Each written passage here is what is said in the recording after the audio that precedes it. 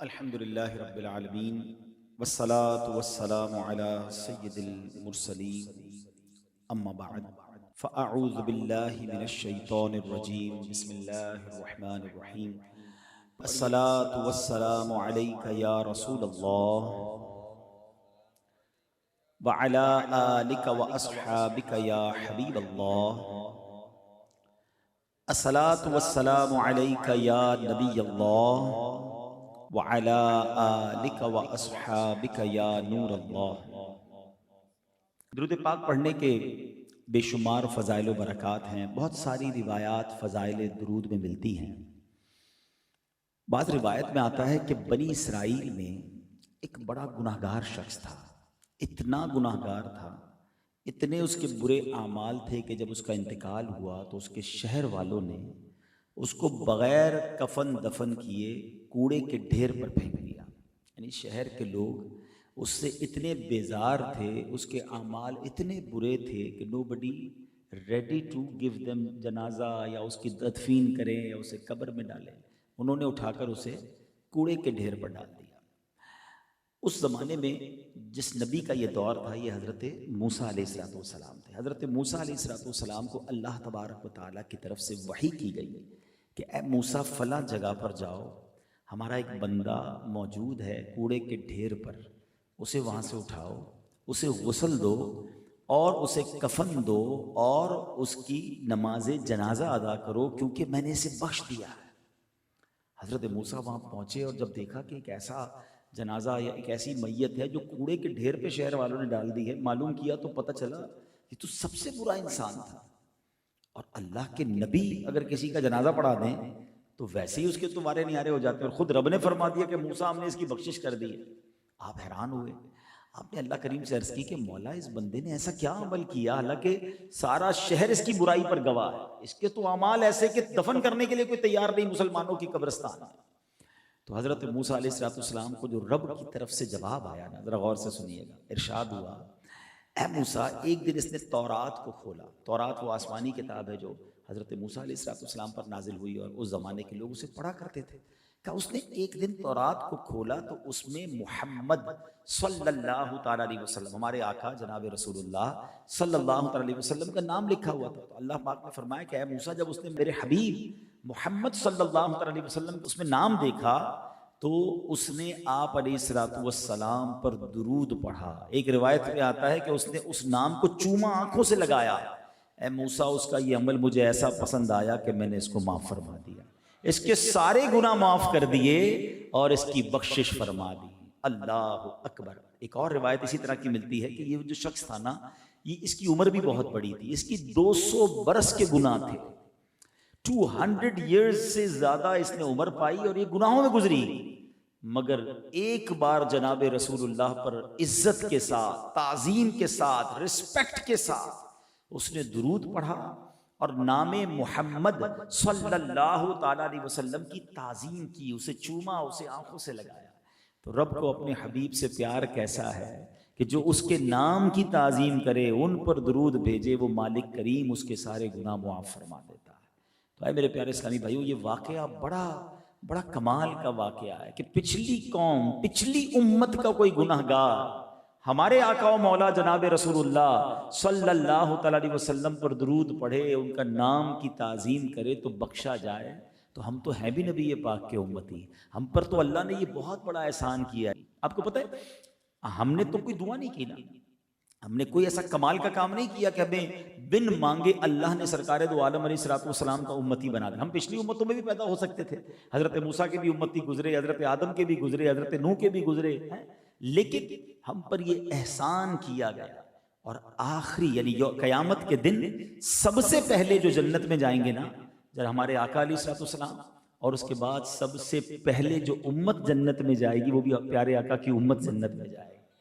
یعنی ہمیں بیٹھے بٹھائے بن مانگے وہ شرف رب نے دیا جس کی تمنا انبیاء کیا کرتے، اور ایسے آقا ملے جو فرماتے ہیں، اللہ نے اپنے حبیب سے پتہ کیا وعدہ فرمایا قرآن میں، وَلَسَوْفَ يُعْطِيكَ رَبُّكَ فَتَرْضَىٰ، اے محبوب تمہیں تمہارا رب ان قریب اتنا عطا فرمائے گا کہ تم راضی ہو جاؤ گے۔ اب نبی پاک کو جب یہ آیت ریویل ہوئی نا، یہ وحی آئی، یہ خوشخبری سنائی گئی، اللہ اکبر، اے امتیوں دیکھو تمہارے آقا تم سے کتنا پیار کرتے ہیں۔ میرے آقا فرماتے میں اس وقت تک راضی نہ ہوں گا جب تک اپنے سارے امتیوں کو جنت میں نہ داخل کروائے ہیں۔ وہ ہمارے نبی، ان کے ہم امتی، امتی تیری قسمت پہ لاکھوں سلام، میری خوش قسمتی میں تیرا امتی۔ واللہ یہ بہت بڑی سعادت ہے، ہم ساری زندگی رب کا فقط اس بات پر ہی شکر ادا کریں نا کہ یا اللہ تیری مہربانی تو نے جناب رسول اللہ کا امتی بنایا، کیونکہ ہمیں یہ معلوم ہے، ہم نے حدیثوں میں پڑھا ہے، خود نبی پاک نے بتایا کہ پیارے آقا قیامت کے دن اپنے امتیوں کو ایسے تلاش کریں گے، گناہگار امتیوں کی ایسے فکر کریں گے کہ جیسے ماں کا بچہ بچھڑ جائے تو ماں بے قرار ہو جاتی ہے، اللہ کے حبیب اس طرح رب کی بارگاہ میں گر گڑا کر اپنے امتیوں کی شفاعت کی خیرات مانگیں گے، اور رب کیا فرماتا ہے کہ محبوب تمہارا سوال پورا کیا جائے گا۔ تو ہمیں الحمدللہ سرکار دو عالم علیہ الصلوۃ والسلام کا رب نے امتی بنایا، تو اب ذرا سوچو حضرت موسیٰ کا امتی ہو، گناہ گار بھی ہو، اور جناب رسول اللہ کے نام کی تعظیم کرے، ان پر درود پڑھے، اس کے گناہ رب معاف فرما دے، تو میں تو امتی بھی رسول پاک کا ہوں۔ اب چاہیے کیا کہ نبی پاک کے نام مبارک کی تعظیم، سرکار علیہ الصلوۃ والسلام پر کثرت سے درود پڑھنا اگر میں اپنی روٹین میں شامل کر لیتا ہوں تو انشاءاللہ ضرور کرم ہوگا۔ اور یقین جانیے یہ درود ایسا وظیفہ ہے قیامت کے دن تو کام آنا ہے، مغفرت کا پروانہ تو اس نے دلانا ہے، مگر دنیا کی مصیبتیں، دنیا کی پریشانیاں، دنیا کی کلیمٹیز وہ بھی یہ دور کرتا ہے۔ تو اگر آپ کسی پریشانی میں ہیں، بیماری میں ہیں، قرضے میں ہیں، کسی بھی پرابلم میں ہیں، درود پاک ایک ایسا وظیفہ ہے جو آپ کی مشکلوں کو آسان کرتا ہے۔ وہ شاعر کہتے ہیں نا، ہر درد کی دوا ہے صلی علی محمد، ہر درد کی دوا ہے صلی علی محمد، تعویذ ہر بلا ہے صلی علی محمد۔ تو اب اپنی زندگی کا معمول بنائیں کہ کثرت سے روزانہ اپنے ایک ٹائم بنائیں کہ میں نے آج اس وقت میں درود پاک پڑھنے، اور اتنے پڑھنے ہیں، کم از کم 313 مرتبہ درود پاک پڑھنے کا روزانہ کا ٹارگٹ بنا لیں تو انشاءاللہ بڑی برکتیں ملیں گی۔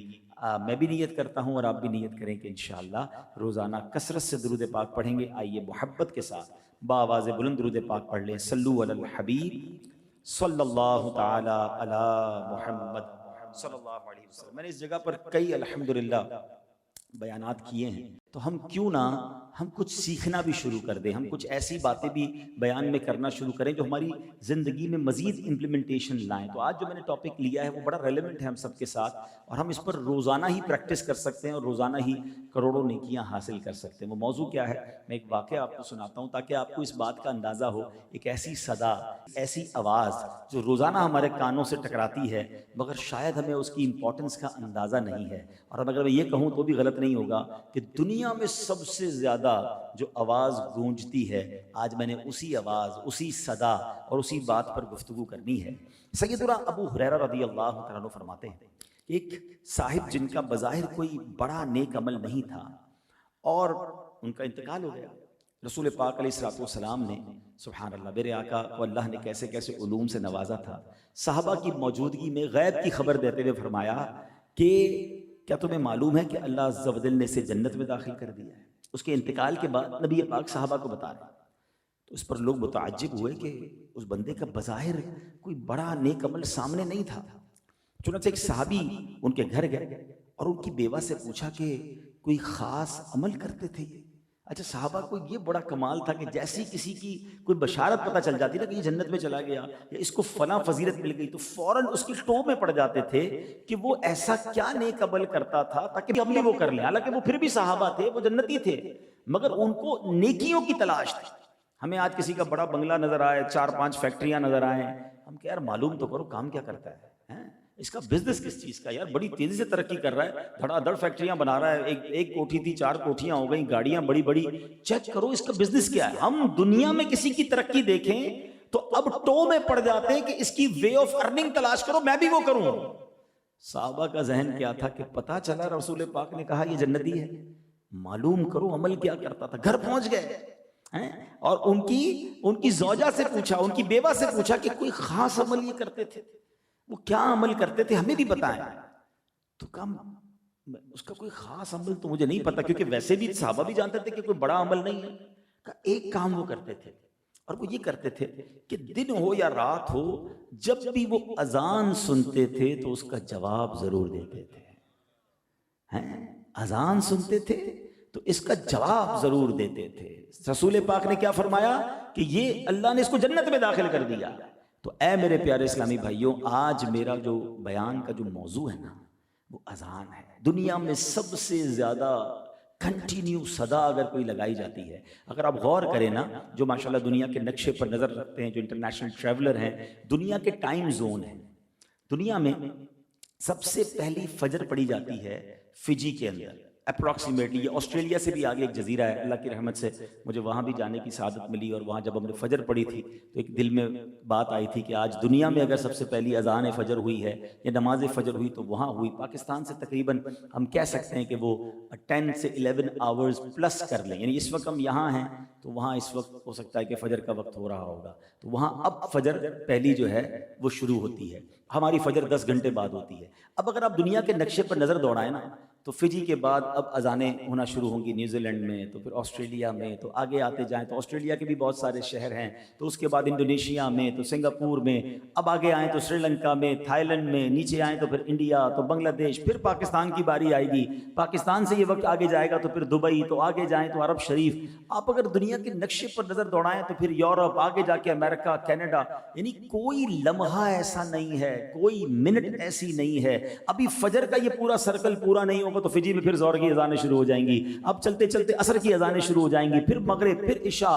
یہ ایک ایسا سائیکل ہے کہ ہر لمحے، ہر سیکنڈ سبحان اللہ دنیا میں کہیں نہ کہیں اذان بلند ہو رہی ہے، اللہ کا نام لیا جا رہا ہے. اور دیکھو رب نے اپنے نام کے ساتھ اپنے حبیب کے چرچے کو کیسا بلند کیا کہ دنیا بھر میں جہاں اللہ اکبر کی صدائیں ہیں، وَأَشْهَدُ أَنَّ مُحَمَّدَ الرَّسُولُ اللَّهِ أَشْهَدُ أَنَّ مُحَمَّدَ الرَّسُولُ اللَّهِ صلی اللہ تعالی علیہ وسلم کی صدائیں، وَرَفَعْنَا لَكَ ذِكْرَكَ، جو رب نے اپنے حبیب سے وعدہ کیا کہ محبوب تیرے ذکر کو ہم اونچا کریں گے. کیسا اونچا کیا کہ دنیا میں اذان کا سلسلہ راؤنڈ دا کلاک رکتا ہی نہیں ہے. نہ صرف رب کا نام لیا جا رہا ہے، وہاں اس کے حبیب کے نام کے بھی ڈنکے بج رہے ہیں. تو اب سوچئے جو سسٹم ہے اذان کا، یہ ہم سب کے لیے کتنی بڑی نعمت ہے. آج میں آپ کے سامنے کچھ ایسی باتیں رکھوں گا جو شاید پہلی بار آپ سنیں گے کہ یار اذان تو روز سنتے تھے، ہمیں تو پتہ ہی نہیں کہ یہ اتنی اہم چیز بھی ہے اور اس کے اتنے فضائل بھی ہیں. ہم بلا کسی ایفرٹ کے اتنی ساری نیکیاں کما سکتے ہیں.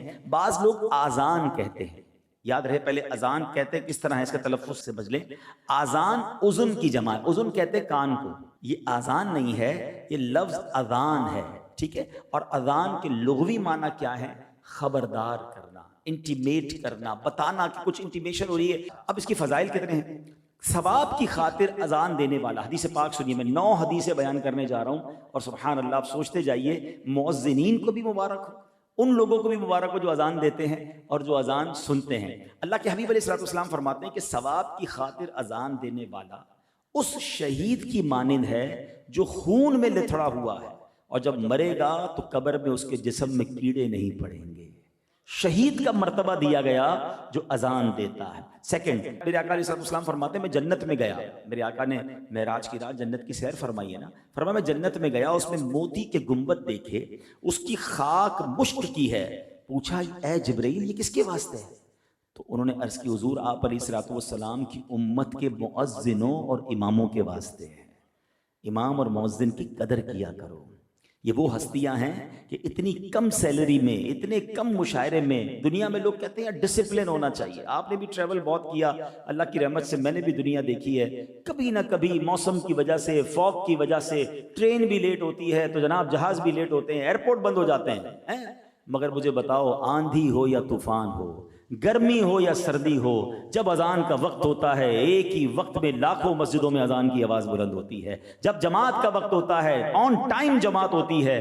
جو ڈسپلن ہمارے امام اور مؤذنین نے ساری دنیا میں قائم کیا ہوا، آل اراؤنڈ دا ورلڈ، آپ گھڑی ملا لیں اپنی، 9:15 بجے جماعت ہے، 9:15 گھڑی میں آپ کی گھڑی آگے پیچھے ہوگی، مسجد کی جماعت کھڑی ہو جائے گی. یہ کیا ہے؟ ایسا سسٹم پوری دنیا میں مؤذنین اور امام نے قائم کیا ہے. مگر نارملی آج ہم اس مسجد میں کروڑوں روپے خرچ کرنے کے لیے تیار ہیں، اس کی ٹائلیں لگ جائیں گی, اس میں اے سی لگ جائے گا, سردی والے علاقوں کی مسجدیں تو ہیٹر لگ جائے گا. امام صاحب کی تنخواہ میں اضافہ کرنے کے لیے کوئی تیار نہیں. آج بھی پاکستان کی مسجدوں میں 7-8 ہزار روپے امام کی تنخواہ رکھی جاتی ہے. غریب علاقوں میں, چھوٹے علاقوں میں, شہر کے اندر بھی جاؤ تو 20-25 ہزار امام کو دینے میں کمیٹی والوں کی جان جاتی ہے. اللہ کے بندوں, حدیث میں مرتبہ بتا رہا ہوں کہ ان امام اور مؤذنین کے لیے جنت میں گنبد تیار کیے گئے ہیں. اور آج اچھا پھر ہم امام صاحب کہے یار امام صاحب پتہ نہیں کیوں کسی شخصیت سے کوئی قرضہ مانگ رہے ہیں, جناب کوئی اپنی ترکیب بنا رہے ہیں. 20-25 ہزار میں کس کا گزارا ہوتا ہے؟ آپ امام کو اتنا خوشحال کر دیں کہ امام جناب اچھے طریقے سے آپ کی تربیت کرے. ایک طرف تو کہتے ہیں پیچھے اس امام کے, اور امام کو غریب اور فقیر دیکھنا چاہتے ہیں. کیوں نہیں ہم اپنے کسی پروفیسر, کسی ٹیچر اور کسی جناب کالج کے پرنسپل جیسی تنخواہ امام کو نہیں دیتے, تاکہ ہم سب کا وہ امام ہے, تاکہ کسی طریقے سے اس پر شیطان حملہ نہ کرے. اور وہ کسی اچھا بعض اوقات ایسا بھی دیکھا کہ امام صاحب بیچارے امامت بھی کر رہے ہیں, کئی ساتھ نوکری بھی کر رہے ہیں, کیونکہ اس کا گھر کا گزارا پورا نہیں ہو رہا. یہ نہ کریں, ان کی قدر کریں. یہ انہوں نے ہماری مسجدوں کا, ہمارے اسلامی نظام کو کس طرح سنبھالا ہوا ہے. آگے چلیے, اذان دینے پر بات ہو رہی تھی, چلیں ضمناً میں نے یہ بات بھی کر لی. حدیث پاک میں آتا ہے جس نے 5 نمازوں کی اذان ایمان کی بنا پر بنیت ثواب کہی, اس کے جو پہلے گناہ ہوئے ہیں وہ معاف ہو جائیں گے. اور جو ایمان کی بنا پر ثواب کے لیے اپنے ساتھیوں کی 5 نمازوں میں امامت کرے, اس کے گناہ جو پہلے ہیں وہ بھی معاف کر دیے جائیں. یہ مؤذن اور یہ امام, سبحان اللہ. ایک اور حدیث پاک, اذان کتنی کمال کی نعمت ہے. پیارے آقا علیہ السلام فرماتے ہیں شیطان جب نماز کے لیے اذان سنتا ہے تو بھاگتا ہوا روحہ پہنچ جاتا ہے. راوی فرماتے ہیں مدینہ منورہ سے بیر روحہ جو گئے ان کو پتا ہے 36 میل دور ہے. اس کا مطلب جدھر بھی اذان دی جائے گی نا 36 میل دور تک شیطان دور بھاگ جائے گا. یہ شیطان کے لیے اتنی بھاری ہے. اب یہاں پھر ایک دل جلی بات کرتا ہوں. گھر لینا ہو, ہمارا پہلا پوائنٹ کیا ہوتا ہے, یار ذرا دیکھو کوئی اسکول قریب ہے کہ نہیں. گھر لینا ہے, ذرا دیکھو کوئی ٹرانسپورٹ کا اسپاٹ قریب ہے کہ نہیں. ملازم بھی تو گھر پہ آئیں گے نا, تو ان کو بس وغیرہ یا پبلک ٹرانسپورٹ مل جائے. اچھا یہ دیکھو کوئی ہاسپٹل قریب ہے کہ نہیں. کبھی یہ چیک کیا کہ مسجد قریب ہے کہ نہیں, اذان کی آواز آئے گی کہ نہیں, میرے گھر میں روز اللہ کا نام آئے گا کہ نہیں. انفارچونیٹلی مجھے کہتے ہوئے مزہ نہیں آ رہا, بہت سارے یہاں لوگ ہیں جو پراپرٹی کا کام کرتے ہیں, مسجد کے برابر والا پلاٹ کم قیمت میں بکتا ہے. اسلامی ملک ہے اور مسجد کے قریب پلاٹ جو ہے وہ کم قیمت میں بکے گا. یار اذان کی آواز ڈسٹرب کرے گی. انا للہ و انا الیہ راجعون. میرے آقا فرماتے ہیں کہ اذان ہو تو 36 میل دور شیطان چلا جاتا ہے. تمہارے گھر میں روز اللہ رسول کا نام ہے. اچھا جس کا مسجد کے قریب گھر ہے, اب وہ جناب اپنی کھڑکیاں وہ دروازے ایسے بند کرے گا کہ اس کو اذان کی آواز نہ آئے. مسجد والوں سے لڑائی ہو رہی ہوتی ہے, یار ذرا مائک نہ کھولا کرو. دیکھیں میں دونوں طرف کی بات کروں گا. ان مسجد والوں کو میں سمجھاتا ہوں, ہمارے امیر اہل سنت بھی لائیو مدنی چینل پر سمجھاتے ہیں کہ مسجد کے مائک کا بے جا استعمال نہیں ہونا چاہیے. کسی مسلمان کو تکلیف نہیں دینی چاہیے. آپ کو مسجد میں بیان کرنا ہے, اتنا بیان کی آواز رکھے کہ جو مسجد میں ہے وہ سنیں, سارے محلے کو نہ سنائیں, کیونکہ کسی کو آرام کرنا ہے, کسی کی تکلیف ہو سکتی ہے, وہ ٹھیک ہے. لیکن مسجد سے پیار تو ہونا چاہیے, مسجد کا قرب پسند تو ہونا چاہیے. سبحان اللہ. میں آپ کو ایک اور بات بتاؤں کہ آپ کو پتہ ہے the best part on the earth in the court of Allah subhanahu wa ta'ala, میں حدیث پاک سنا رہا ہوں, اللہ تبارک و تعالیٰ کے نزدیک زمین پر سب سے بہترین جو زمین کا ٹکڑا ہے وہ کون سا ہے؟ پوری زمین پر, حدیث پر عرض کر رہا ہوں, اللہ کے نزدیک سب سے بہترین حصہ جو ہے وہ زمین پر مسجد ہے. اب جس کا گھر مسجد کے پاس ہے وہ بہترین one of the best spot on the world کے پاس ہے نا. عاشقان رسول کی مسجد ہو, درود پاک کی صدائیں آ رہی ہوں, یا رسول اللہ کی صدائیں آ رہی ہوں, اذان کی آوازیں آ رہی ہوں, اور امام صاحب کے پاس جائیں تو خطبے میں عشق رسول کی باتیں سننے کو مل رہی ہوں. دیکھیے کل ہماری نسلوں نے, اچھا آپ یہ بات طے کر لیں, مسجد دور ہوگی ہماری جماعت قضا ہوگی. جتنی مسجد قریب ہوگی لوگ ہمت کر کے نماز پڑھ لیتے ہیں. گھر کے بچوں کو بھی نمازی بنانا ہے نا, تو پہلے یہ ڈھونڈو کہ مسجد قریب ہے کہ نہیں, اذان کی آواز آئے گی کہ نہیں. میرے روشن دان سے ایسی بڑی پیاری بات کتابوں میں لکھی کہ ایک بندہ ہے جس نے گھر میں کھڑکی بنائی اس نیت سے کہ روشنی آئے گی, ہوا آئے گی, کوئی ثواب نہیں ملے گا. اگر یہ نیت کر لے کہ اس کھڑکی سے اذان کی آواز بھی آئے گی تو روشنی ہوا پہلے ہی آنی تھی, لیکن اذان کی آواز کی نیت کر لے گا تو کھڑکی لگانے کا بھی ثواب ملے گا. انما الاعمال بالنیات ہے کہ اس کھڑکی سے اذان کی آواز آئے گی. تو سمجھو اس بات کو کہ اذان کی آواز جس گھر میں جاتی ہے انشاءاللہ جنات، شیطان، بلائیں، پرابلمز وہ دور ہو جانی ہیں. تو اس کے اہتمام کیا کرو. ہاں میں ایسے بھی عاشقان رسول کو جانتا ہوں جن کا گھر مسجد سے دور ہے، بلکہ آپ میں سے کئی لوگ یورپ گئے ہیں، امریکہ گئے ہیں، یو کے گئے، میرا بھی ٹریول ہوا، میں نے وہ نیا نظام دیکھا، بڑا اچھا لگا. ایک طرف ہو سکتا ہے میرا یہ جب بیان یورپ میں کوئی سنے، امریکہ میں کوئی سنے تو کہ یار ہم نے تو کچھ اور کیا ہوا ہے، اور پاکستان والے گھر قریب نہیں لیتے مسجد کے.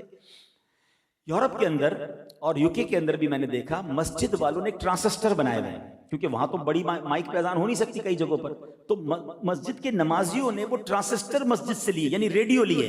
وہ ریڈیو اپنے گھر میں رکھے ہوئے ہیں، اور جب مسجد میں اذان ہوتی ہے تو اس ریڈیو کے ذریعے ان کے گھر میں اذان کی آواز آتی ہے. یعنی انہوں نے خرچ کر کے یہ نظام بنایا ہے کہ کم از کم دن میں 5 وقت میرے گھر میں اللہ رسول کے نام کی آواز آئے، اذان کی آواز آئے.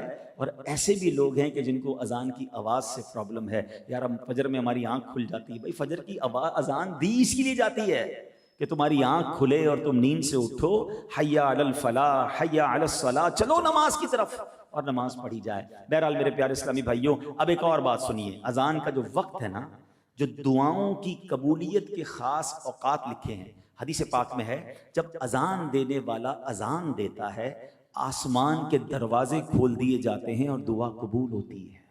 یعنی مزے کی بات پتہ کیا ہے، جب اذان ہو نا تو ہم تو چوکس ہو جائیں کہ بھائی ابھی پہلے تو اذان کا جواب دینا ہے، اور جیسے ہی اذان ختم ہوگی اب میں نے ہاتھ اٹھا کر، کیونکہ آسمان کے دروازے کھل گئے ہیں، دینے والے رب نے رحمتیں کھول دی ہیں، اب میرا وقت آ گیا ہے مانگنے کا. تو ہمیں تو اور پریپیئر، اذان پر تو خوش ہونا چاہیے کہ اب میرے مانگنے کا وقت آ گیا ہے. ایک اور حدیث سنو، اللہ کے حبیب علیہ الصلوۃ والسلام فرماتے ہیں مؤذن کی آواز جہاں تک پہنچتی ہے اس کے لیے مغفرت کر دی جاتی ہے، اور ہر تر و خشک جس نے اس کی آواز سنی اس کے لیے استغفار کرتی ہے. سبحان اللہ. ایک اور جگہ نبی پاک فرماتے ہیں جب بستی میں اذان دی جائے اللہ عز و جل اپنے عذاب سے اس دن اسے امن دیتا ہے. یعنی بستی میں، محلے میں، علاقے میں امن رہتا ہے، برکت رہتی ہے جہاں اذانیں ہوتی ہیں. ایک اور جگہ نبی پاک علیہ الصلوۃ والسلام فرماتے ہیں جب آدم علیہ الصلوۃ والسلام جنت سے ہندوستان میں اترے، حضرت آدم علیہ الصلوۃ والسلام جب جنت سے اتارے گئے تو یہ سری لنکا کے قریب علاقہ تھا، اور یہ پورا ہندوستان ہند کہلاتا تھا. اس علاقے میں آپ جنت سے نیچے آئے تھے زمین پر. آقا فرماتے ہیں تو انہیں گھبراہٹ ہوئی تو جبریل علیہ الصلوۃ والسلام نے اتر کر اذان دی. یعنی گھبراہٹ کا علاج ہے اذان میں، سکون ہے اذان میں. اور آخری حدیث، سبحان اللہ، بہت سارے یہاں ٹینشن میں، غمگین، اچھا ابھی نہیں ہے تو کبھی نہ کبھی ہمارے ساتھ یہ کیفیت لائف میں آ ہی جاتی ہے کہ ہم بڑی تکلیف میں آ جاتے ہیں، غم میں آ جاتے ہیں، پرابلم میں آ جاتے ہیں. تو میرے آقا علیہ الصلوۃ والسلام نے فرمایا، اے علی، مولا علی سے فرمایا، میں تمہیں غمگین پاتا ہوں، اپنے گھر والے سے کہہ کہ تیرے کان میں اذان کہے. اذان غم و پریشانی کی دافع ہے. یعنی اگر کوئی غمگین ہے، کوئی پریشان ہے تو اس کے کان میں اذان دے، اس کے کان میں اذان کی آواز جائے گی، اللہ اس کے غم کو دور کر دے گا، اس کی ٹینشن ریلیز ہو جائے گی. مولا علی کرم اللہ تعالی وجہ الکریم اب کیا فرماتے ہیں؟ آقا نے تو فارمولہ دے دیا نا، اب مولا علی کا طریقہ کیا تھا؟ آپ فرماتے ہیں فجربتہ فوجدتہ کذالک، کہتے ہیں میں نے اسے تجربہ کیا تو ایسا ہی پایا. یعنی جب غم ہوتا، جب پریشانی ہوتی، کان میں کوئی اذان دیتا، اللہ پریشانی کو دور فرما دیتا. تو بہرحال میرے پیارے اسلامی بھائیوں، یہ ہے اذان. اب آئیے، ایک تو اذان دینے والوں کی فضیلت ہو گئی. ہم تو مؤذن نہیں ہیں، اور ہم میں سے بہت کم لوگ ہیں کہ جن کو اذان دینے کی سعادت ملتی ہے. لیکن دیکھو کتنا پیارا مذہب ہے، کتنی پیاری ہمارے مذہب کی تعلیمات ہیں کہ اذان سننے والوں کے لیے بھی کتنی نیکیاں کمانے کا موقع ہے. مدینے کے تاجدار صلی اللہ علیہ وسلم نے ایک بار عورتوں سے فرمایا، مدینے کی عورتوں سے، اے عورتوں، بلال کو اذان و اقامت دیتے ہوئے سنو تو جس طرح وہ کہتا ہے تم بھی کہو، اللہ عز و جل تمہارے لیے ہر کلمے کے بدلے 1,00,000 نیکیاں لکھے گا، اور 1,000 درجات بلند فرمائے گا، اور 1,000 گناہ مٹائے گا. تو خواتین نے کہا کہ یہ تو عورتوں کے لیے ہے، تو مردوں کے لیے کیا ہے؟ اللہ کے حبیب علیہ الصلوۃ والسلام نے فرمایا مردوں کے لیے ڈبل ہے، مردوں کے لیے دگنا ہے. تو مبارک ہو، کتنا آسان ہو گیا نیکیاں کمانا. اذان کا جواب دے گا تو اس کو کس طرح ثواب ملے گا؟ اللہ اکبر، اللہ اکبر، یہ 2 کلمے ہیں جو اس کو ریپیٹ کرے گا. جب مؤذن صاحب اذان کی دیتے ہیں، آپ نے بھی کہا اللہ اکبر، اللہ اکبر، تو یہ 2 کلمے ہو گئے. اب پوری اذان میں 15 کلمے ہیں. اگر کوئی اسلامی بہن اذان کا جواب دیتی ہے، مؤذن صاحب جیسے کہتے ہیں اور ہماری وہ بہن دہراتی ہیں، تو 15 لاکھ نیکیاں ملیں گی، 15,000 درجات بلند ہوں گے، 15,000 گناہ معاف ہو جائیں گے. اور اگر مرد کہتا ہے تو یہ ڈبل ہو جائے گا. فجر کی اذان میں 2 جملے زیادہ ہیں، الصلاۃ خیر من النوم. تو کتنے کلمے ہو گئے؟ 17 کلمے ہو گئے. سبحان اللہ. اب اضافہ کیا، اس کو پورا ملٹیپلائی کیا کہ یہ تو ہو گیا اذان کا جواب. اقامت کا جواب دیں تو بھی اسی طرح ثواب ملتا ہے. تو اگر کوئی شخص 5 اذانوں کا جواب دے اور 5 اقامتوں کا جواب دے دے دن کے اندر مرد، تو فرمایا اسے روزانہ 3,24,00,000 نیکیاں ملیں گی.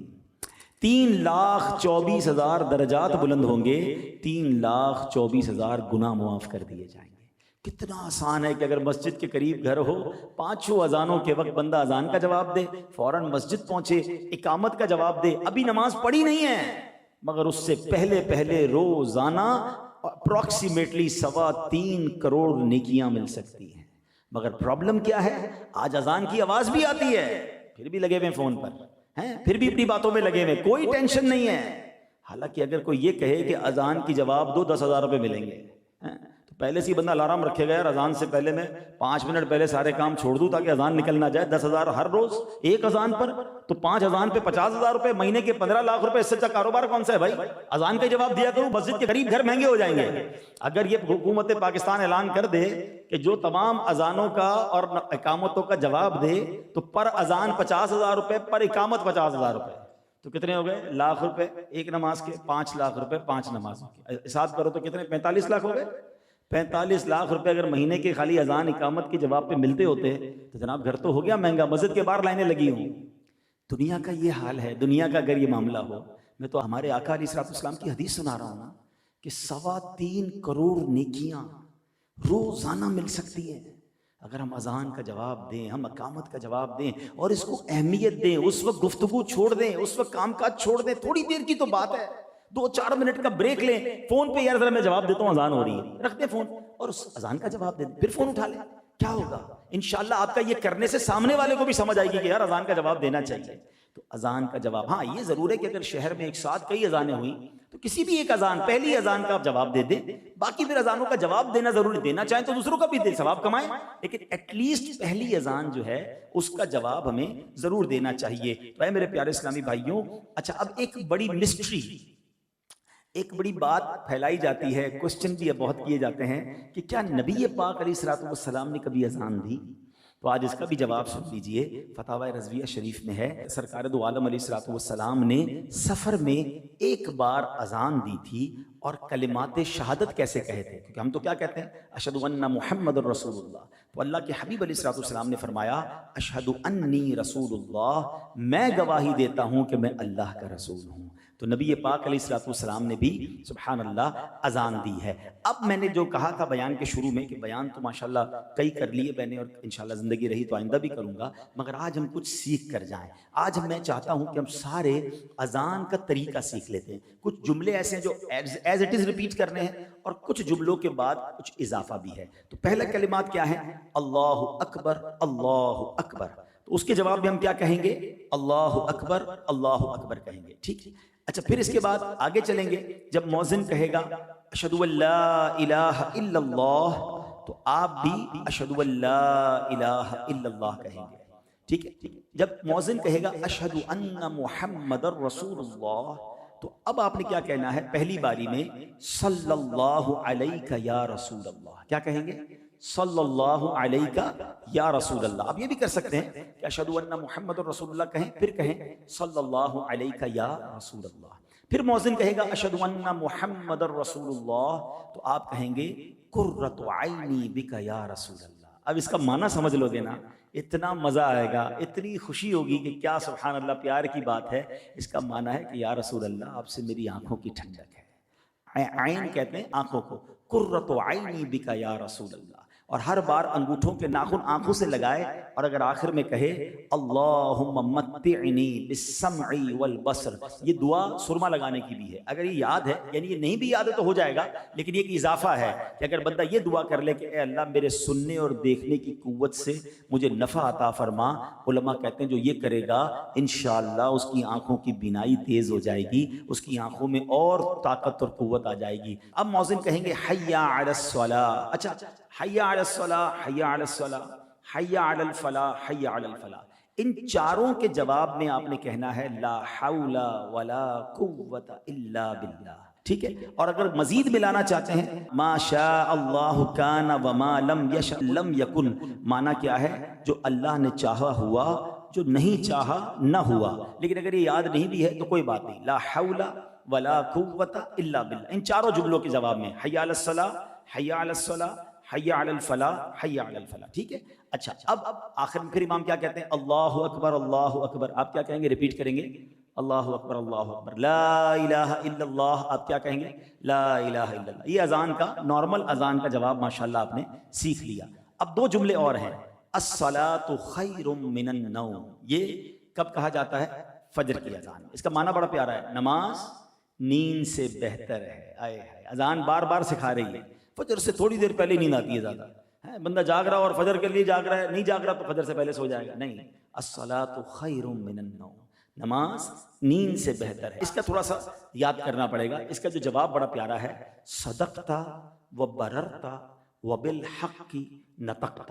اچھا پہلے اس کا معنی سمجھ لیں تو پھر یاد ہو جائے گا۔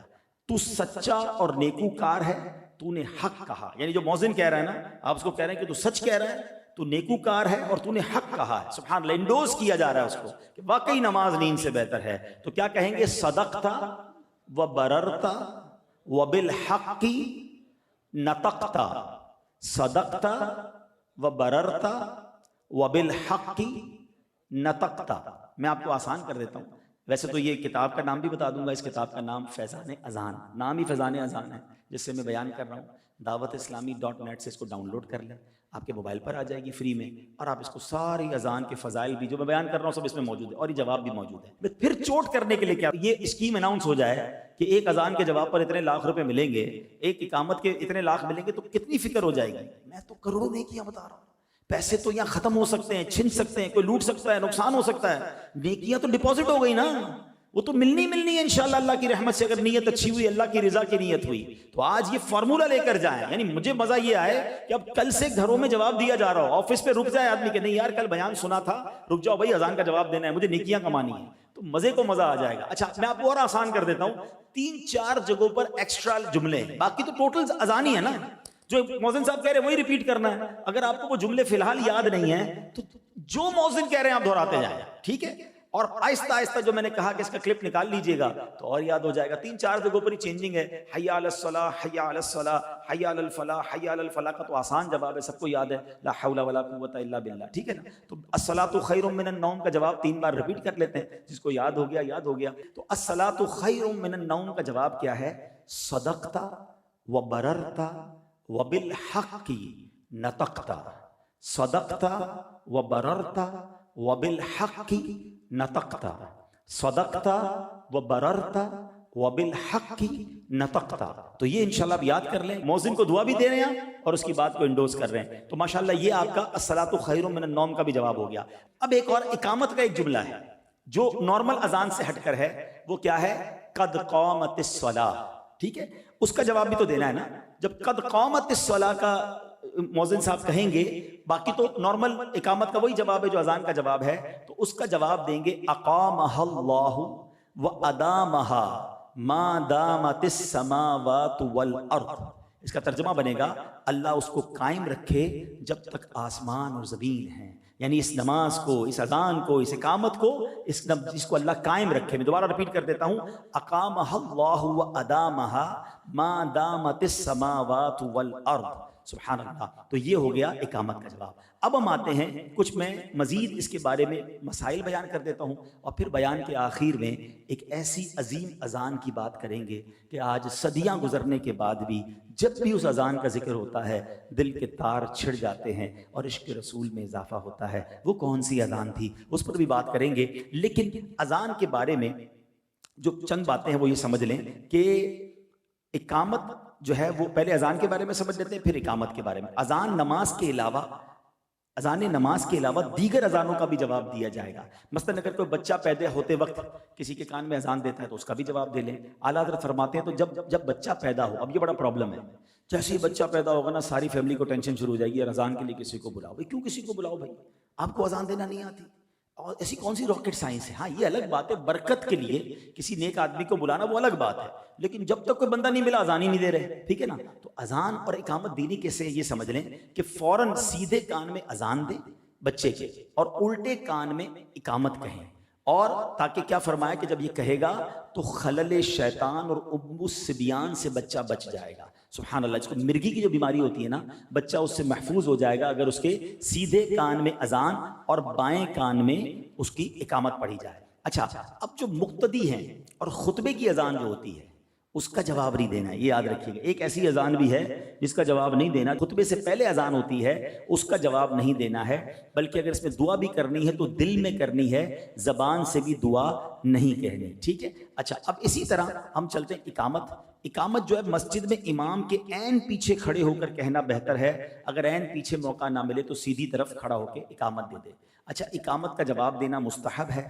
اقامت کے جو کلمات ہیں وہ جلد جلد کہنے چاہیے, اور جتنے لوگ بیٹھے ہیں وہ جب حی علی الفلاح کہا جائے تب وہ کھڑے ہوا کریں نماز کے لیے. کچھ لوگ کھڑے ہو کے اقامت کا انتظار کرتے ہیں, نہیں, بیٹھ جائیں اور اس کے بعد جب حی علی الفلاح ہو تو اس پہ کھڑا ہونا چاہیے. اذان کب کب دی جا سکتی ہے یہ بھی ذرا سن لیں. بچے کے کان میں, غمگین کے کان میں. ابھی آپ نے مولا علی کی روایت سنی کہ جب کوئی شخص غمگین ہو, پریشان ہو, اس کے کان میں اذان دے, انشاءاللہ اس کا غم دور ہو جائے گا. مرگی والا, جب اس کو مرگی کا دورہ پڑے نا, اس کے کان میں اذان دے, انشاءاللہ اس کو افاقہ ہو جائے گا.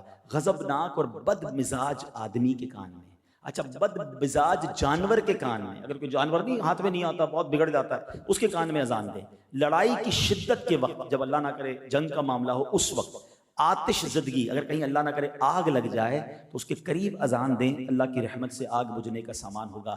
میت کو دفن کرنے کے بعد, جن کی سرکشی کے وقت, کسی پر جن سوار ہو جائے تو اس وقت بھی اذان دی جائے. جنگل میں راستہ بھول جائیں اور کوئی بتانے والا نہیں, سبحان اللہ, اس وقت بھی اذان دے.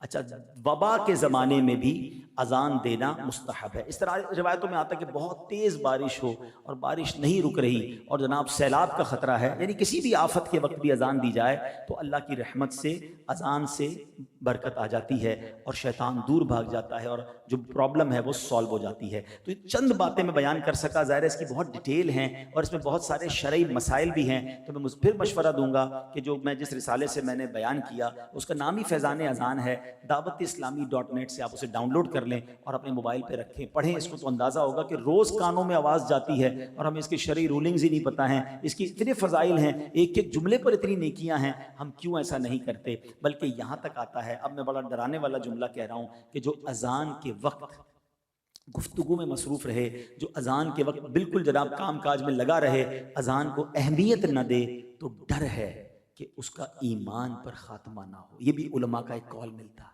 تو ہمیں اذان کے وقت کانشیس ہو جانا ہے, ادب کریں, اذان کا احترام کریں, تاکہ انشاءاللہ اس کی برکتیں ملیں. تو بہرحال میرے پیارے اسلامی بھائیوں, جب بھی اذان کی بات ہوتی ہے تو مؤذن رسول, عاشق نبی صلی اللہ علیہ وسلم حضرت بلال حبشی کا ذکر ضرور ہوتا ہے. اور وہ ایسی اذان دیا کرتے تھے کہ جس کی مثال دنیا میں کہیں نہیں ملتی. مگر ہوا یہ کہ جب نبی پاک علیہ الصلوۃ والسلام نے دنیا سے پردہ فرمایا, یہ صحابہ کے لیے ایک سمجھ لیں قیامت کا منظر تھا. وہ ریئلائز ہی نہیں کر سکتے تھے کہ نبی پاک کے بغیر بھی کوئی زندگی ہے.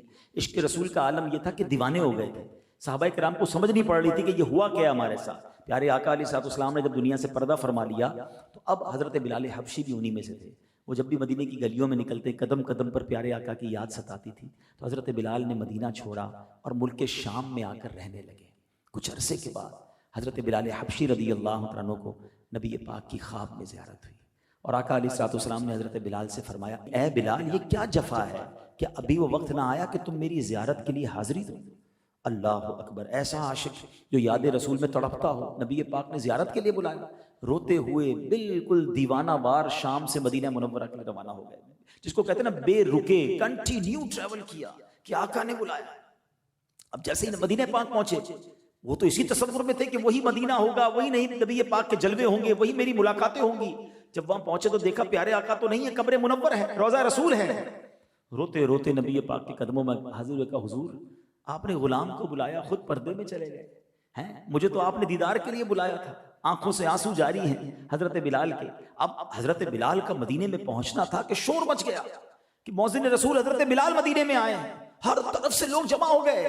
حضرت بلال سے عرض کی کہ حضور اب مدینے آئے ہیں تو ہمیں وہی اذان سنا دیجئے جو رسول پاک کے زمانے میں سناتے تھے۔ حضرت بلال نے کہا کہ نہیں نہیں اے میرے بھائیوں، میں ویسی اذان نہیں دے سکتا، کیونکہ جب میں اذان دیا کرتا تھا جناب رسول اللہ صلی اللہ تعالی علیہ وسلم منبر پر بیٹھتے تھے، میں جب اشہد ان محمد الرسول اللہ کہا کرتا، میں رسول پاک کی طرف اشارہ کیا کرتا۔ اب وہ جلوے نہیں ہیں، اب وہ حالات نہیں ہیں، میں اذان نہیں دے سکوں گا، میں اپنے آپ پہ کنٹرول نہیں کر سکوں گا۔ لوگ ضد کرتے رہے، حضرت بلال منع کرتے رہے۔ حسنین کریمین حضرت بلال کے پاس جب وہ آئے تو حضرت بلال نے سینے سے چمٹا لیا، بہت پیار دیا۔ وہ دونوں نواسے کہتے ہیں چاچا جان بڑے عرصے بعد مدینے آئے ہیں، ہمارے نانا حضور کے زمانے میں آپ اذان دیا کرتے تھے، حضور ایک بار پھر وہ اذان سنا دیجئے، ہم وہ اذان آپ سے سننا چاہتے ہیں۔ حضرت بلال کہتے ہیں شہزادو میں تمہیں کیسے منع کر سکتا ہوں، تم تو میرے آقا کے آنکھوں کے تارے اور ان کے پھول ہو۔ اللہ اکبر۔ اب حضرت بلال منبر پر چڑھتے ہیں، دھڑکتے دل کے ساتھ حضرت بلال حبشی مسجد نبوی شریف کے منبر پر جا کر اس جگہ جا کر جہاں اذان دیا کرتے ہیں، آپ نے اذان شروع کی، اللہ اکبر اللہ اکبر۔ مدینے کی گلیوں میں جب یہ آواز جاتی ہے ایک کوہرام سمجھ جاتا ہے، لوگ گھروں سے نکل آتے ہیں کہ حضرت بلال کی اذان کی آواز کیسے آ گئی، آگے اذان بڑھ رہی ہے، اللہ اکبر اللہ اکبر۔ اب لوگ دیوانہ وار مسجد نبوی شریف کی طرف دوڑنے لگے، انہیں نبی پاک کے دور کا وہ منظر یاد آ گیا، ارے یہ تو وہی صدا ہے جو آقا کے دور میں لگائی جاتی تھی، حضرت بلال مدینے آئے ہیں۔ لوگ دوڑتے ہوئے مسجد نبوی شریف کی طرف چلنے لگے، اشہد ان لا الہ الا اللہ۔ اب عورتیں بھی اپنی چھتوں پہ چڑھ گئیں کہ آج تو رسول پاک کے زمانے کی یاد تازہ ہو رہی ہے، ہر آنکھ اشک بار ہے، یاد رسول میں تڑپ رہی ہے۔ حضرت بلال آگے بڑھتے ہیں، اشہد ان لا الہ الا اللہ۔ اب چھوٹے چھوٹے بچے ماؤں سے کہتے ہیں امی جان چاچا حضرت بلال تو آ گئے، مؤذن رسول تو آ گئے، ان کی اذان کی آواز ہمیں سنائی دے رہی ہے، رسول اللہ کب تشریف لائیں گے؟ امی بڑا عرصہ ہو گیا رسول پاک کا دیدار نہیں ہوا، ہر آنکھ اشک بار ہے، ہر دل بے قرار ہے، یاد رسول میں لوگ رو رہے ہیں۔ اور اب وہ وقت آیا جب عاشق صادق حضرت بلال حبشی نے حسب معمول اذان آگے بڑھائی کہ اشہد ان محمد الرسول اللہ، اور بے ساختہ عادت کے مطابق اپنا ہاتھ اٹھایا منبر رسول کی طرف کہ جہاں نبی پاک جلوہ فرما ہوتے تھے، مگر ہائے افسوس آج وہاں آقا نہیں تھے، وہ منبر خالی تھا۔ حضرت بلال حبشی کے دل پر گویا تیر لگا، ایسا دل پر غم طاری ہوا کہ آپ اذان کو جاری نہ رکھ سکے اور آپ دھڑام سے زمین پر گرے اور آپ بے ہوش ہو گئے۔ پورے مدینے میں ایک سما بن گیا، کوہرام مچ گیا، اس قدر گریا وزاری ہوئی کہ کتابوں میں لکھا ہے کہ رسول پاک کے دنیا سے پردہ فرماتے وقت جتنا لوگ آنسو بہائے تھے، اس کے بعد پہلی بار اتنے آنسو حضرت بلال حبشی کی اس اذان کے وقت لوگوں نے بہائے۔ سب کو نبی پاک کی یاد نے ستایا، حضرت بلال حبشی اپنی اذان پوری نہ کر سکے، اور جب ہوش آیا، جب واپس اپنے حواس میں آئے تو روتے روتے ملک شام کو روانہ ہو گئے۔ تو اے میرے پیارے اسلامی بھائی، یہ پیار تھا، یہ محبت تھی صحابہ کرام کو نبی پاک سے، مدینے والوں کو نبی پاک سے۔ یقیناً ہمیں بھی محبت ہے، مگر محبت کا تقاضا تو یہ ہے نا کہ جس سے محبت ہو اس کی بات مانی جائے۔ ایسا کبھی نہیں ہوتا کہ آپ کسی سے محبت بھی کریں، آپ کہیں مجھے بڑا پیار ہے اپنے والد صاحب سے، بڑی محبت ہے اپنے بھائی سے، بہت پیار کرتا ہوں اپنے فلاں دوست سے، مگر اس کی بات نہ مانیں۔ محبت اور اطاعت یہ دونوں کمپلسری ہے، جس سے محبت ہونا اس کی ہر بات بندہ مانتا ہے، یار پیار ہے اس سے کیا کروں، مانتا ہوں، دنیا کا دستور ہے نا۔ تو جب رسول پاک سے محبت کا دعویٰ ہے تو یہ کیسی محبت ہے کہ ان کی بات نہیں ماننی ہے، ان کے فرامین پر عمل نہیں کرنا ہے، ان کے آرڈرز کو فالو نہیں کرنا ہے، جو ان کو پسند ہے مجھے تو وہ کرنا چاہیے نا، اور جو ان کو ناپسند ہے اس سے دور رہنا چاہیے۔ کہ میں جس سے پیار کرتا ہوں اس کو یہ پسند نہیں ہے، آج لوگ جس سے پیار کرتے ہیں جیسے بال بناتے ہیں۔ تو اب اندازہ ہوا کہ اتنی فالوئنگ، اتنے پاگل ہیں بال بنانے ویسے جیسے اس کے بال ہیں، کپڑے پہننے جیسے اس کے کپڑے. جس سے محبت ہے تم پورے اس جیسے بنتے ہو. میں تو اس سے محبت کرنے کا کہہ رہا ہوں جس سے رب بھی محبت فرماتا ہے. جس سے محبت نہ کرو تو ایمان کمپلیٹ نہیں ہوتا. میں کچھ نوجوانوں کے ساتھ کچھ عرصہ پہلے بیٹھا تھا. میں نے کہا ایک بات بتاؤ، کس سے پیار کرتے ہو، کس کو فالو کرتے ہو؟ مثال دیتا ہوں. انہوں نے کہا کہ جناب فلاں فٹ بالر یا کرکٹر یا فلاں اداکار. میں نے کہا کبھی ملاقات ہوئی؟ کہتے نہیں. وہ تمہیں جانتا ہے؟ کہتے نہیں. ہمیں کیسے جانے گا، بہت بڑا آدمی. کبھی تمہارا خیال رکھا، تمہاری فکر کی؟ وہ ہماری فکر کیسے کرے گا، وہ تو بہت بڑا آدمی، ہم تو بس دیوانے ہیں اس کے، بس ویسے ہی فالو کر رہے ہیں. تصویریں رکھی ہوئی ہیں، بیڈ روم سجایا ہوا ہے، کپڑے ویسے پہنے. اس کو فالو کر رہے ہو، تمہیں جانتا نہیں. اس کو فالو کر رہے ہو جس کو تمہارا خیال نہیں. اس کو فالو کر رہے ہو جو تمہیں کبھی فائدہ نہیں پہنچا سکتا. میں تو اس سے محبت کرنے کی بات کر رہا ہوں کہ میں اور آپ پیدا نہیں ہوئے تھے. 1400 سال پہلے جب ان کی ولادت ہوئی تو سجدے میں جا کر امت کا نام لیا تھا، تمہیں یاد کیا تھا. پڑھتے ہو نا صلاۃ السلام میں شعر، رب حبلی امتی کہتے ہوئے پیدا ہوئے، حق نے فرمایا کہ بخشا الصلاۃ والسلام. ارے پیدا ہوئے تو ہمیں یاد کیا. میں اور آپ تو پیدا بھی نہیں ہوئے تھے. میرے آقا راتوں کو جاگ جاگ کر آنسو بہا کر ہم گناہگاروں کو یاد کرتے رہے. معراج کی رات رب کی بارگاہ میں گئے، ادھر ہمیں نہ بھولا. اور سنو، جب قبر انور میں آقا کو اتارا جا رہا تھا نا، تو کسی صحابی نے دیکھا لب ہل رہے ہیں، لبہائے مبارکہ کو جنبش ہو رہی ہے. صحابی نے کان قریب کیے تو آقا کی مبارک زبان پر اس وقت بھی امتی امتی جاری تھا. سیدی اعلیٰ حضرت کہتے ہیں نا، جو نہ بھولا ہم غریبوں کو رضا. آقا نہیں بھولے ہمیں کبھی. جو نہ بھولا ہم غریبوں کو رضا، یاد اس کی اپنی عادت کیجئے. تو میرے آقا تو ہمیشہ ہمیں یاد رکھے ہوئے ہیں. ہم کیسی محبت کر رہے ہیں کہ وہ تو نہ بھولیں. اچھا اب بتاؤ کس سے پیار کرنا چاہیے؟ کہ جو ہمیں یاد رکھتا ہے، ہمارے لیے دعائیں کرتا ہے. ان لوگوں سے پیار کریں جو جانتے بھی نہیں ہمیں ہیں. اور ایک اور حدیث سنا دیتا ہوں، روایت ذرا غور سے سن لو. کہ احادیث میں، روایتوں میں مضمون ملتا ہے کہ بندے کا حشر ان کے ساتھ ہوگا جن سے وہ دنیا میں محبت کرتے ہیں. کیا آپ یہ افورڈ کر سکتے ہیں کہ ہم میں سے کسی کا حشر کسی اداکار، کسی گلوکار، کسی غیر مسلم کے ساتھ ہو؟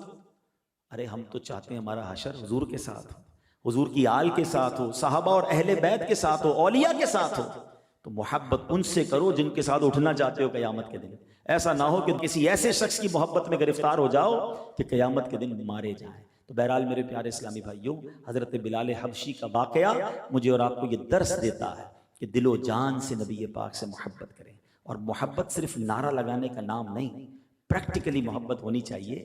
میرا لباس بتائے، میرا چہرہ بتائے، میری عادتیں بتائیں، میرا کردار بتائے کہ میں کس کا امتی ہوں، میں کس سے محبت کرتا ہوں. 5 وقت کی نمازیں بتائیں کہ میں آقا کا امتی ہوں. کیونکہ نبی پاک نے فرمایا نا، جو علت قرۃ عینی فی الصلاۃ. قرۃ عینی ابھی تھوڑی دیر پہلے سیکھا تھا نا، کیا معنی ہے اس کا؟ آنکھوں کی ٹھنڈک. اب دیکھو اچھا ہو گیا نا یاد کرنے کا فائدہ، اب دوسری باتیں بھی سمجھ آنے لگ رہی ہیں آپ. ہم نے کیا کہا؟ قرۃ عینی بک یا رسول اللہ. یا رسول اللہ، آپ سے میری آنکھوں کی ٹھنڈک ہے. اب نبی پاک کی آنکھوں کی ٹھنڈک کیا ہے؟ نبی پاک فرما رہے ہیں جو علت قرۃ عینی فی الصلاۃ. آقا فرماتے ہیں نماز میں میری آنکھوں کی ٹھنڈک رکھی گئی ہے. ہائے ہائے، نبی پاک کی آنکھوں کی ٹھنڈک نماز، پھر میری نماز کیسے قضا ہو سکتی ہے؟ میں نماز کا ایسے پابند ہو جاؤں کہ میرے آقا کی آنکھیں میرے لیے ٹھنڈی ہو جائیں کہ میرا امتی نماز کا پابند ہے. نمازیں قضا ہو رہی ہیں اور میں عاشق رسول ہوں. اپنے آپ سے پوچھیں نا، یہ صرف زبانی دعویٰ ہے نا. پریکٹیکلی عاشق رسول بنے، پھر دیکھیں کیسے ایمان کی برکتیں حاصل ہوتی ہیں. تو بہرحال آج کے اس مختصر سے بیان میں نے ایک ایسے ٹاپک کو چوز کیا کہ جو ہم روز عمل کر سکتے ہیں، کروڑوں نیکیاں کما سکتے ہیں. تو ہمیں اذان سننی بھی ہے، اذان کو ریپیٹ بھی کرنا ہے، اقامت سننی ہے اور اقامت کو ریپیٹ کرنا ہے جب جب موقع ملے. ہاں، مؤذن صاحب کی اجازت کے بغیر نہیں کہ جناب میں بڑا آدمی میں اذان دوں گا، نہیں.